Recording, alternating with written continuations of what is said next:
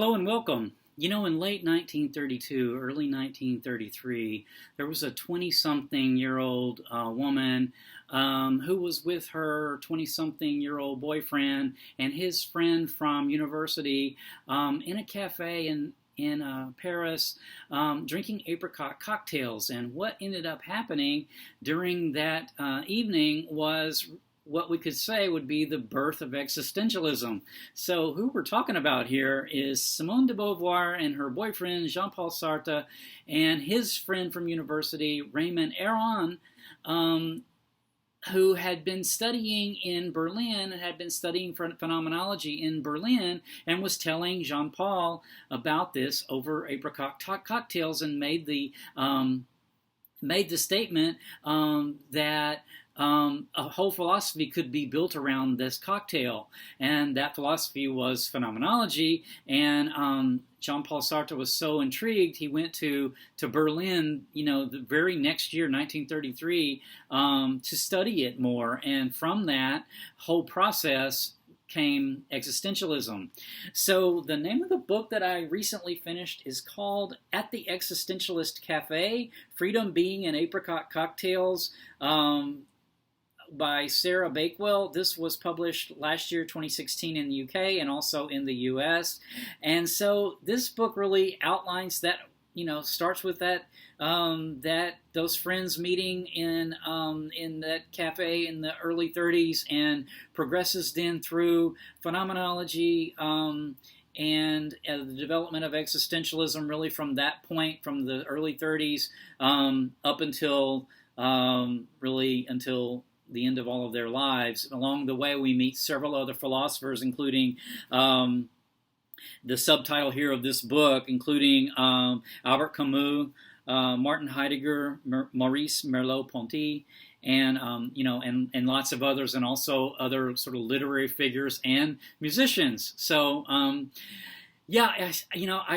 really wanted to read this because I didn't know a lot about existentialism and had always kind of wanted to know more, but felt like I needed to have a more general text before I tackled something like The Second Sex by Simone de Beauvoir. A few years ago, I saw an interview on YouTube with Simone de Beauvoir that she gave in the early 70s where she's talking about the second sex. And then as it so happened, I was living in a building that used to have a place. It was, hundreds of people lived in this building, and they had a room where when people were moving, they sometimes put their books, that they didn't want to take with them, and they would they were for people to take, or they would be eventually given to charity when they stacked up too much. But this book, I switched out a book for it and kept this one, and I've been meaning to read it. I read through it and just studied a little bit of the second sex, and I have to say that just the amount of studying that I've done on it so far really changed the whole outlook that I had about women and othering, that othering and the patriarchy and this type of thing. This is not something I learned in college or university, as many do today, I think. But anyway, I had wanted to learn more about it, so I was really curious to get to this book, and I'm so glad that I put it on my must-read list for this year and did get it read. I've thought a lot about what to say in this chat, because I have to, keep it fairly short, and of course we're talking about a couple of pretty dense subjects when we talk about phenomenology and existentialism. The book does a pretty good job of breaking it down, though, and one of the ways that I think that this author, Sarah Bakewell, really does this and really makes this readable to the general public like me is through the chapters are very really sort of focused, and they each of the chapters have a title, and each of the chapters has a subtitle, which is often a little bit humorous. And so what I thought I'd do is there's 14 chapters. I thought I'd just run down what the subtitles were, because really the subtitles really do give us a good idea of what the book is about in general. So chapter 1, the subtitle is In Which Three People Drink Apricot Cocktails, More People Stay Up Late Talking About Freedom, and Even More People Change Their Lives. We also wonder what existentialism is. So this is addressed in Chapter 1. Chapter 2 is in which we meet the phenomenologists. Chapter 3 is in which Martin Heidegger appears, and we become perplexed about being with a capital B. Chapter 4 is in which Sartre has nightmares, Heidegger tries to think, Karl Jaspers is dismayed, and Husserl I always have trouble saying the name. Husserl, I think, calls for heroism. Chapter 5, in which Jean-Paul Sartre describes a tree, Simone de Beauvoir brings ideas to life, and we meet Maurice Merleau-Ponty and the bourgeoisie. Chapter 6 is in which there occurs a crisis, 2 heroic rescues, and the outbreak of war.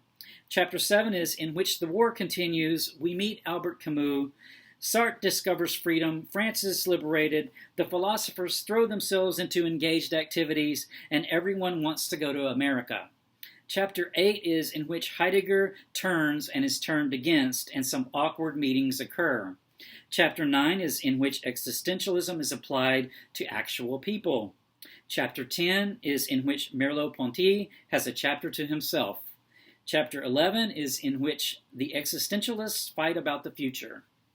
Chapter 12 is in which we meet revolutionaries, outsiders, and seekers after authenticity.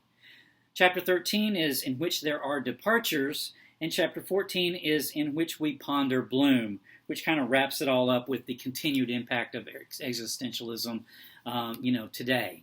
So that's sort of a summary. What really was good, my takeaways about this book, though, was how well it put existentialism, it put these philosophers and these literary figures, too, into context with the times they were living in. So right when the night of drinking the Apricot cocktails is right at the beginning of, Nazism in Germany, and phenomenology was coming out of Germany. So when Sartre went to study phenomenology in Berlin, Hitler was already in power. Heidegger, I didn't realize this. I kind of knew that Martin Heidegger had been a Nazi sympathizer. I guess I didn't realize he was a full-out, straight-up Nazi. Now, he did eventually retire. He didn't stay in the party very long. I think he resigned from the party still in the 30s, but he was definitely picked his side in that battle, and ultimately sort of became an outcast because of it. But also the war years in France, I also didn't realize that Sartre had been in the war, in France, and was a POW and escaped.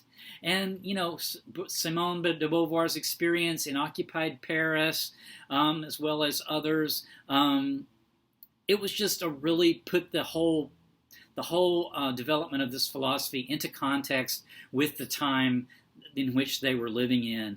I also didn't realize that following the war, I think that Sartre had been a Marxist sympathizer. I didn't realize to exactly what extent that he was, and Simone de Beauvoir as well. So that was really kind of really interesting to me. Also really interesting, this is the tumult of the war, where we had at one point Husserl. I'm butchering his name, I'm sure. Husserl. Anyway, his library, he died right in like the late 30s, so before the war actually started. But they started trying to get his papers out of Germany, and the links that they had to do to go to save his papers were quite dramatic. His widow refused to leave Germany, even though they were Jewish, so it was obviously a danger for her. And so there was a nun who agreed to take the papers. They were going to try to get the papers into Switzerland, and she was in a convent, I guess, right on the border of Switzerland. So she took the papers in suitcases on a train, and then what was going to happen was the sisters were going to take the papers across the border, and it ultimately they felt like it was too dangerous at the end of it all. So a professor from Belgium actually came over, got the papers, took them to Berlin. They got hidden in the Belgian embassy, and then they got taken out from the Belgian embassy piece by piece into Belgium. Of course, that only saved them for a certain period of time because Belgium was eventually also overrun. And just sort of the dramatic stories kind of occur throughout the book to these people just because of the tumultuous time that they were living in. So, I'm really glad that I read this because I feel like that she did explain phenomenology and existentialism far more, I think, than I've ever really kind of understood it before. And so I feel like I'm far more prepared to read maybe Camus now. I read The Plague several years ago, and I didn't get a lot from that, and now I sure I know why. It's because I don't think I fully understood existentialism at the time. So this is good. I think it gives me a better sort of foundation from this, and I didn't realize the extent to that it's the influence that it has had, and it had on the counterculture of the '60s, and the civil rights movement to a degree, the women's movement especially, and the gay rights movement, and other sorts of anti-colonialism, for example, other sorts of freedom movements. So that was really interesting to me. One other person that kind of came out of the whole book that was really cool to learn about was Juliet Greco. Is mentioned. These philosophers were kind of all friends, and they participated in the cafe culture, kind of the jazz culture of the post-war era of Paris. And Juliet Greco, I did not know her, but she was a French jazz singer of the era, and so she knew all of them, and she's interviewed, she's referred to in this book. I actually looked her up on Spotify, and probably the last, like third of the book, I was listening to her a lot of the time when I was reading it. So really, she's a great soundtrack to listen to while you're reading this book or anything about existentialism. And I'll put a link down to her Spotify down in the comments down below, down in the details below. So yeah, I'm super glad that I got this read. I don't know that I've done it justice in this little chat. There's a lot of information in here. I didn't really want to go into the philosophies themselves in this chat. There's probably better videos if you want to learn and see a video about phenomenology or existentialism. There's probably better videos with people better qualified to break that down. But inwardly, I do feel like I have a better understanding of it now, of both of those philosophies now. And so I think that it was wonderful to read this book. So I'm going to leave it at that. My book that I'm currently reading is, let me get to it.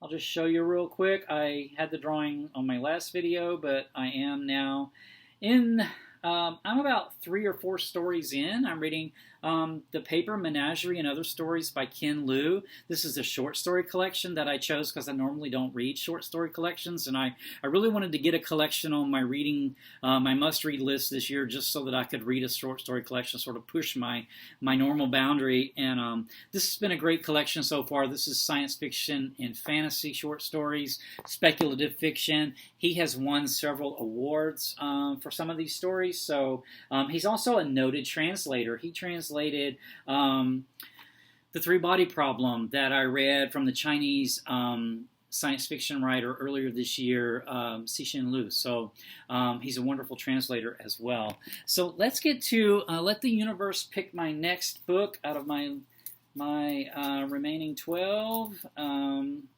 See what we got. Zone. I have been wanting to get to Zone, so let me pull that up real quick. I'm on this is by Matthias Einard. He has a book out this year as well, which I'm hearing good stuff about. But this is Zone. I've wanted to read this since last year, and I just haven't gotten to it yet, but I did put it on my must-read list for this year. This is a story of a person's, I think from what I understand and remember about the story, it's an overnight journey on a train. It all takes place in this one night's journey. This is a person who has been involved in, I guess, government secret activities of France and seen a lot of violence and seen a lot of things, and has somewhat carrying a lot of guilt, and I think is hoping to find some sort of redemption. And that's my understanding of it just from my memory. So I am real curious to get to that. I'll be getting to that after I finish my short story collection. And of course, as always, I will do a chat on it once I'm done. So until next time, take care. Bye.